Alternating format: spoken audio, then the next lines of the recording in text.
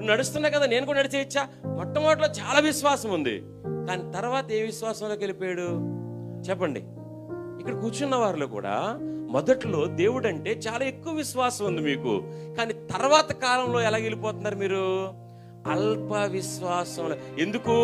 అతనేమో లోకాన్ని చూశాడు, గాలిని చూశాడు, మనం లోకాన్ని చూస్తున్నాం. ప్రతి ఒక్కరి జీవితంలో కూడా సముద్రం అనే ఈ లోకంలో నావ అనేటువంటి మనం నడిపిస్తా ఉన్నప్పుడు ఏమండి అంటున్నారా, అలలు అనేటువంటి సమస్యలు, తుఫాన్లు అనేటువంటి పెద్ద సమస్యలు మొదలయ్యి, తుఫాను మొదలైందంటే అలలు ఏమవుతాయి చెప్పండి అమ్మా? తుఫాను మొదలైతే అలలు ఏమవుతాయి?